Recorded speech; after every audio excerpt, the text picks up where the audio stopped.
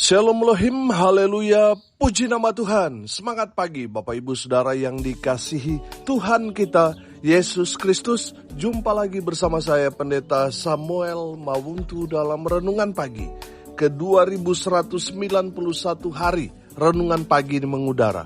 Puji Tuhan, atau tepatnya 6 tahun Renungan Pagi ini mengudara. Haleluya.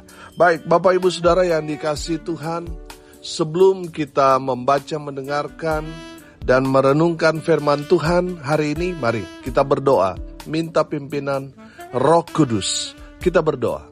Bapa di surga, berbicaralah kepada kami semua. Pakai firman Tuhan ini untuk menegur kami, menasihati kami, meneguhkan iman percaya kami, dan memberkati kami semua. Di dalam nama Tuhan Yesus yang adalah firman Allah yang hidup, kami berdoa. Amin. Haleluya. Bapak Ibu Saudara yang dikasihi Tuhan, bersama dengan saya kita akan belajar Alkitab dari kitab Kejadian sampai kitab Wahyu. Mari buka Alkitab kita. Yesaya pasal 11 ayat 1 sampai ayat 5. Di bawah perikop Raja Damai yang akan datang. Suatu tunas akan keluar dari tunggul Isai, dan taruk yang akan tumbuh dari pangkalnya akan berbuah. Roh Tuhan akan ada padanya, roh hikmat dan pengertian, roh nasihat dan keperkasaan, roh pengenalan dan takut akan Tuhan. Ya, kesenangannya ialah takut akan Tuhan. Ia tidak akan menghakimi dengan sekilas pandang saja atau menjatuhkan keputusan menurut kata orang. Tetapi ia akan menghakimi orang-orang lemah dengan keadilan dan akan menjatuhkan keputusan terhadap orang-orang yang tertindas di negeri dengan kejujuran. Ia akan menghajar bumi dengan perkataannya seperti dengan tongkat, dan dengan nafas mulutnya ia akan membunuh orang fasik. Ia tidak akan menyimpang dari kebenaran dan kesetiaan. Seperti ikat pinggang tetap terikat pada pinggang. Amin. Haleluya. Bapak Ibu Saudara yang dikasihi Tuhan, firman Tuhan ini merupakan nubuatan tentang Sang Mesias. Amin. Firman Tuhan ini tergenapi pada Tuhan kita Yesus Kristus. Amin. Haleluya. Coba Saudara perhatikan di dalam Injil Lukas pasalnya yang keempat ayat 17 sampai ayat 19. Lukas pasal 4 ayat 17 sampai 19. Kepadanya diberikan kitab Nabi Yesaya, dan setelah dibukanya ia menemukan nas di mana ada tertulis, Roh Tuhan ada padaku, oleh sebab ia telah mengurapi aku untuk menyampaikan kabar baik kepada orang-orang miskin, dan ia telah mengutus aku untuk memberitakan pembebasan kepada orang-orang tawanan dan penglihatan bagi orang-orang buta, untuk membebaskan orang-orang yang tertindas, untuk memberitakan tahun rahmat Tuhan telah datang. Amin. Haleluya.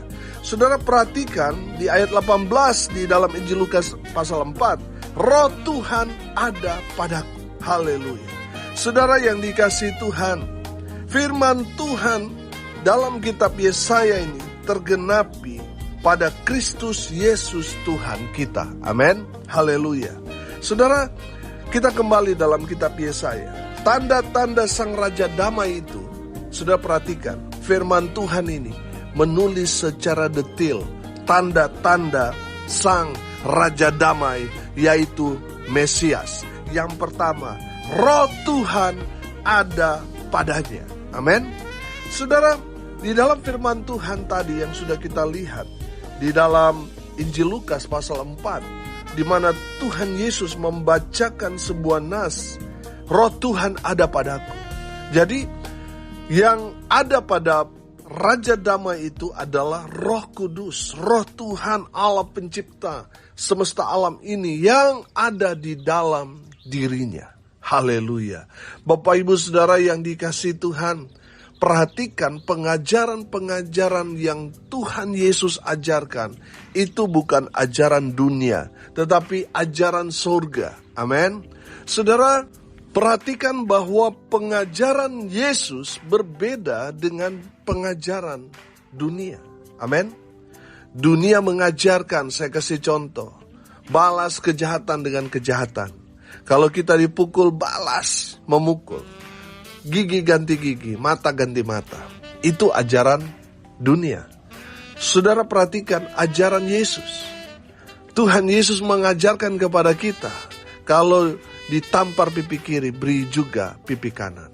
Amin.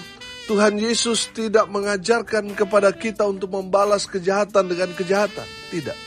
Tuhan Yesus tidak memerintahkan kita untuk membunuh orang yang telah menyakiti kita. Untuk membalas dendam orang yang telah membunuh atau menyakiti saudara kita. Atau kita mengalami satu masalah gara-gara orang itu yang berbuat jahat kepada kita. Lalu firman Tuhan mengajarkan kita untuk balas, bunuh dia. Saudara, tidak ada catatan dalam Alkitab untuk kita membalas kejahatan dengan kejahatan. Tuhan Yesus mengajarkan kita, kasihilah musuhmu. Amin. Jangan membalas kejahatan dengan kejahatan, tapi balaslah kejahatan dengan kebaikan. Itu yang Tuhan Yesus ajarkan. Dan saya bilang saudara, pengajaran dunia dan surga yang Tuhan Yesus ajarkan kepada kita itu sangat berbeda. Saudara lihat, surga mengajarkan kepada kita mengampuni, mengasihi, memberkati, walaupun orang itu sudah berbuat jahat kepada kita. Saudara yang dikasihi Tuhan, itu yang Tuhan Yesus ajarkan kepada kita, dan dia sendiri mempraktekannya di masa-masa Tuhan Yesus hidup. Amin. Saudara, saya percaya kalau seseorang percaya kepada Tuhan Yesus, menerima Yesus sebagai Tuhan dan Juru Selamat secara pribadi, dan Roh Kudus memenuhi dia, dia pasti akan hidup sama seperti Tuhan Yesus, mengasihi, mengampuni, dan memberkati. Walaupun disakiti, walaupun dihina, walaupun dikhianati, tetapi dia tetap mengasihi, dia tetap mengampuni, dia tetap memberkati. Kenapa? Karena Roh Tuhan ada padanya. Haleluya. Saudara yang dikasihi Tuhan, Roh Tuhan ada pada Yesus. Karena Yesus adalah Allah itu sendiri, yang jadi sama seperti kita manusia. Saudara yang dikasihi Tuhan, beberapa waktu yang lalu saya pernah khotbah, apa yang ada di dalam kita itu menentukan karakter kita. Kalau kita dimasuki roh jahat, ya tidak heran kata-kata kita jahat, perkataan perbuatan kita jahat, semua yang kita lakukan pasti menghasilkan buah-buah yang jahat. Karena apa yang ada di dalam diri kita, yang merasuki kita adalah roh jahat. Tapi kalau roh Tuhan yang ada di dalam kita memenuhi hidup kita, maka yang keluar dalam kehidupan kita adalah buah-buah roh. Amin. Bapak Ibu Saudara yang dikasihi Tuhan, saya percaya kalau seseorang ada di dalam Kristus, Kristus ada di dalam dirinya, pasti orang itu berubah. Orang akan melihat ada sesuatu yang berbeda dengan kehidupan saudara. Karena ada roh Tuhan ada pada kita orang percaya. Kalau kita mengaku orang Kristen, orang percaya, tetapi kelakuan kita tidak berubah, itu menandakan kita hanya menjadi orang Kristen yang ikut-ikutan. Saya percaya saudara yang dikasihi Tuhan, sejak kita percaya pada Tuhan Yesus, menerima Yesus sebagai Tuhan, Roh Kudus diam di dalam kehidupan kita. Amin. Saudara yang dikasihi Tuhan, tanda-tanda kepada Sang Raja Damai itu juga akan ada dalam hidup saudara dan saya. Anak-anak Tuhan harus memiliki Roh Kudus dalam diri kita. Amin. Sehingga yang terekspresikan dalam hidup kita menghasilkan buah-buah roh. Haleluya. Saudara yang dikasihi Tuhan, tanda yang kedua, tanda Sang Raja Damai adalah roh hikmat dan pengertian. Oh haleluya. Saudara, perhatikan bahwa apa yang Tuhan Yesus katakan itu memang betul-betul penuh dengan hikmat dan membuat pendengar menangkap pesan yang Tuhan sampaikan. Walaupun memang kenyataannya kadangkala murid-murid sendiri juga nggak paham, nggak mengerti. Makanya Tuhan Yesus memberikan perumpamaan atau bahasa kita sekarang ilustrasi. Supaya apa? Kita menangkap pesan rahasia surga yang Tuhan Yesus sampaikan kepada murid-murid, kepada kita semua supaya kita paham. Amin. Saudara yang dikasihi Tuhan, Yesus Kristus itu adalah hikmat Allah itu sendiri. Haleluya. Saya percaya saudara, kalau kita ada roh Tuhan dalam diri kita, maka Roh Kudus akan mengajar kita sehingga kita mengerti rahasia-rahasia Tuhan. Tuhan akan memberikan kita hikmat sehingga kita paham mengerti apa maksud Tuhan. Amin. Haleluya. Tanda Sang Raja Damai itu ada roh hikmat dan pengertian dalam diri. Haleluya. Saudara, buat apa Alkitab ini tebal-tebal mencatat semua perkataan Tuhan, tapi kita tidak mengerti? Apa yang membuat kita tidak mengerti? Karena tidak ada roh Tuhan, tidak ada Roh Kudus di dalam diri kita. Sehingga apa yang kita baca kita nggak paham. Tapi kalau Roh Kudus ada dalam diri kita, maka apa yang kita baca yang tadinya tidak mengerti, kita akan paham, kita akan mengerti. Karena terang Kristus itu, Roh Kudus itu, Ia akan menerangi kita. Haleluya. Yang ketiga saudara, apa tanda-tanda Sang Raja Damai? Roh nasihat. Dia adalah penasihat ajaib, kata firman Tuhan. Amin. Sehingga kita yang mendengarkan nasihat itu, kita betul-betul dikuatkan. Tadinya kita sudah terpuruk, kita tadinya sudah mau mundur, mau menyerah. Tapi nasihat itu membuat kita yang tadinya terpuruk, kita bangkit kembali. Kita yang tadinya lemah, kita dikuatkan lagi. Makanya firman Tuhan ini katakan roh nasihat dan apa? Keperkasaan. Haleluya. Bapak Ibu Saudara yang dikasihi Tuhan, apa yang kita dengar dari firman Tuhan itu memberikan kita kekuatan iman. Saudara, perhatikan, Tuhan Yesus, Dia memberikan nasihat dan semua yang mendengarkannya, mereka semua terkagum-kagum. Mereka yang tadinya kehilangan pengharapan, mereka mendapat pengharapan baru.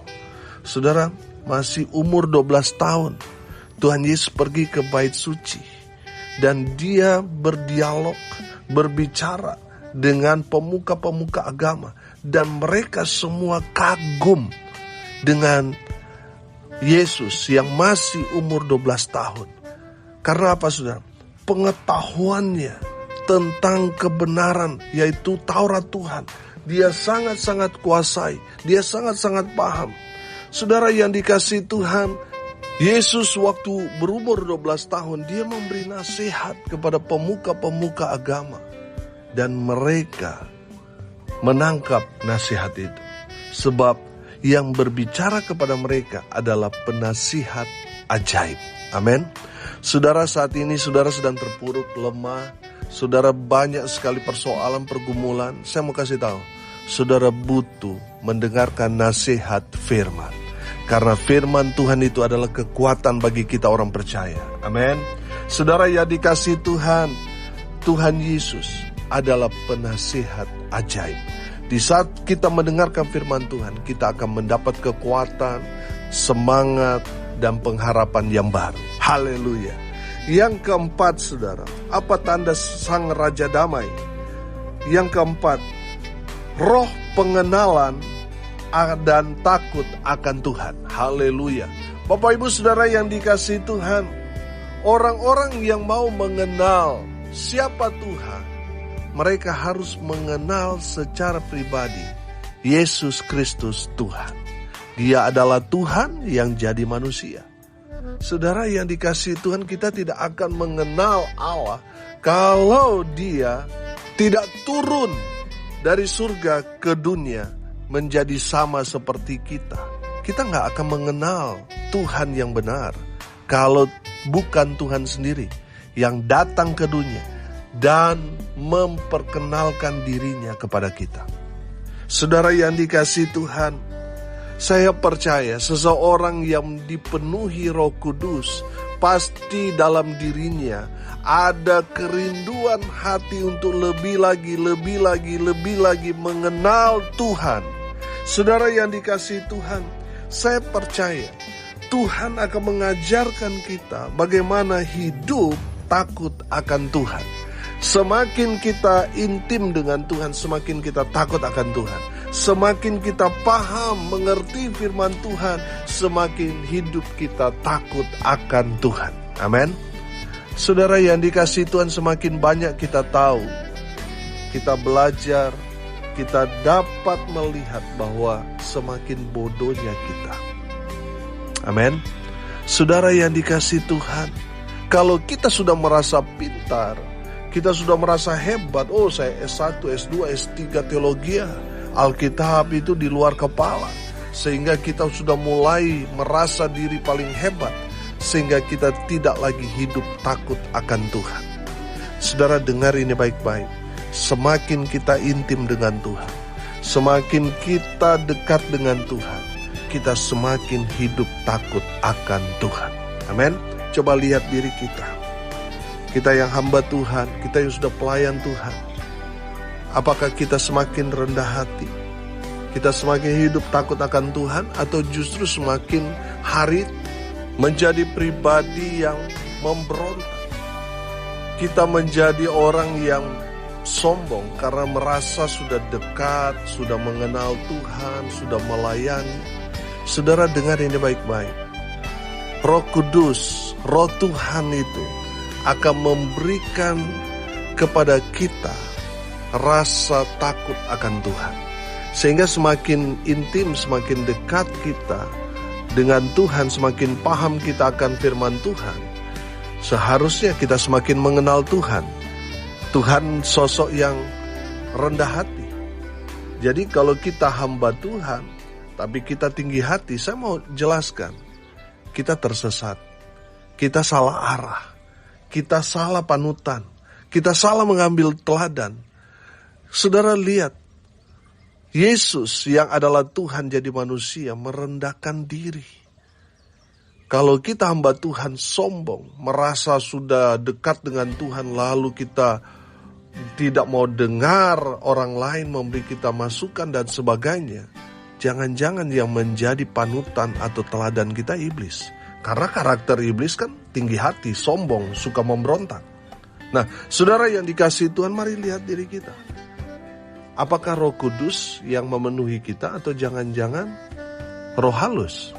Bapak Ibu Saudara yang dikasihi Tuhan, saya percaya Yesus yang adalah Raja Damai itu akan memberikan kita roh pengenalan akan Tuhan. Di saat kita mengenal Tuhan, maka yang ada di dalam diri kita takut akan Tuhan. Amin. Bapak Ibu Saudara yang dikasihi Tuhan, tanda-tanda Sang Raja Damai itu Tuhan juga mau ada dalam diri kita. Roh Kudus biarlah ada pada kita. Kita memiliki roh hikmat dan pengertian, roh nasihat sehingga kita perkasa, roh pengenalan akan Tuhan supaya kita hidup takut akan Tuhan. Saudara yang dikasihi Tuhan, menarik sekali di ayat 3. Ia tidak akan menghakimi dengan sekilas pandang saja atau menjatuhkan keputusan menurut kata orang. Tetapi ia akan menghakimi orang-orang yang lemah dengan keadilan dan akan menjatuhkan keputusan terhadap orang-orang yang tertindas di negeri dengan kejujuran. Ia akan menghajar bumi dengan perkataannya seperti dengan tongkat, dan dengan nafas mulutnya ia akan membunuh orang fasik. Ayat 5. Ia tidak akan menyimpang dari kebenaran dan kesetiaan, seperti ikat pinggang tetap terikat pada pinggang. Haleluya. Saudara, menarik sekali. Sang Raja Damai itu tidak menghakimi. Tuhan datang ke dunia ini untuk melepaskan pengampunan supaya kita yang percaya, kita diselamatkan. Tuhan tidak menghakimi. Perhatikan waktu orang-orang ahli-ahli Taurat, orang-orang Farisi menjebak Yesus. Mereka membawa seorang perempuan yang tertangkap sedang berbuat zina. Mereka bawa kepada Yesus dengan tujuan ini kesempatan untuk mencari kesalahan dari Tuhan Yesus. Nah, saudara yang dikasihi Tuhan, mereka menginginkan Yesus itu menghakimi perempuan itu, supaya perempuan itu mati dilempar batu. Tapi saudara lihat, Tuhan Yesus tidak menghakimi perempuan itu. Amin. Jadi saudara yang dikasihi Tuhan, saya menangkap di sini, Tuhan saja tidak menghakimi. Kenapa kita seringkali menghakimi orang lain? Kita bukan Tuhan. Yang berhak untuk menghakimi kita hanya Tuhan, bukan manusia. Jadi saudara, jangan menghakimi orang yang kita lihat dalam kehidupannya memang dia sudah berbuat dosa, tetapi jangan pernah menghakimi, karena itu bukan tugas kita. Tugas kita ya tetap percaya saja kepada Tuhan. Tuhan sanggup mengubah orang dari hidupnya yang dalam kegelapan menuju kepada terang kasih Tuhan. Saudara, banyak orang kan, saya hidup benar, hidup kudus, tetapi di ending hidupnya kudis, saudara. Banyak orang yang dia memulai kehidupannya dengan dosa, tapi pada akhirnya dia bertobat. Pertanyaannya, yang mana yang diselamatkan Tuhan? Yang tentunya yang terakhir, yang hidup dalam pertobatan.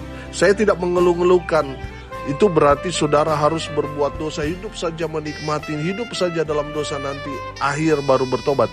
Saudara, bukan itu maksud saya. Saudara lihat, akhir hidup itu tuh yang menentukan. Daripada orang yang hidupnya tadinya kudus, tetapi belakangan kudis. Lebih baik saudara kita hidup biasa-biasa saja, sederhana saja, tapi endingnya kita hidup diselamatkan Tuhan karena hidup dalam pertobatan. Haleluya. Saudara yang dikasihi Tuhan, Raja Damai itu akan mengadili umat manusia dengan adil. Dia tidak memandang wajah, dia tidak melihat bulu, dia tidak melihat orang kaya, orang miskin. Raja Damai itu akan memerintah dengan adil. Dia akan menjadi hakim yang adil. Dia akan memerintah dengan keadilan, dengan kejujuran, dengan kebenaran, dan kesetiaan. Amin. Mari kita berdoa.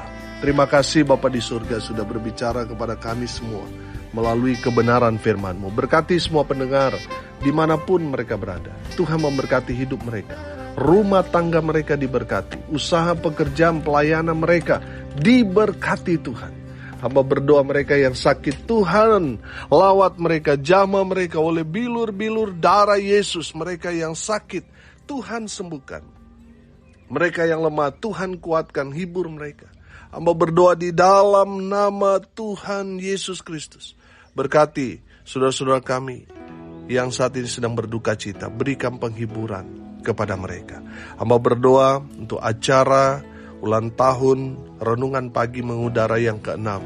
Hari ini kami akan melaksanakan bakti sosial kunjungan di Panti ODGJ. Kami berdoa di dalam nama Tuhan Yesus biar Tuhan lancarkan. Dan ibadah syukur KKR Renungan Pagi Mengudara yang ke-6 tahun besok di Aula STTII Bali. Tuhan yang beracara mengurapi dan memberkati semua yang hadir. Hamba berdoa di dalam nama Tuhan Yesus, biarlah berkat Tuhan turun memenuhi semua pendengar. Bapak Ibu Saudara yang dikasihi Tuhan, arahkanlah hatimu kepada Tuhan dan terimalah berkat dari Tuhan Yesus. Tuhan memberkati engkau dan melindungi engkau. Tuhan menyinari engkau dengan wajah-Nya dan memberi engkau kasih karunia. Tuhan menghadapkan wajah-Nya kepadamu dan memberi engkau damai sejahtera. Di dalam nama Tuhan Yesus yang adalah firman Allah yang hidup, kami berdoa. Amin. Haleluya. Bapak Ibu Saudara yang dikasihi Tuhan, kalau saudara merasa diberkati melalui renungan pagi ini, bagikan juga kepada saudara-saudara yang lain supaya mereka juga diberkati. Karena untuk itulah kita dipanggil untuk jadi berkat. Haleluya.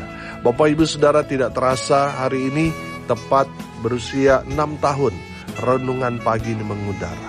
Dan hari ini kami akan mengunjungi salah satu panti sosial yang menangani ODGJ.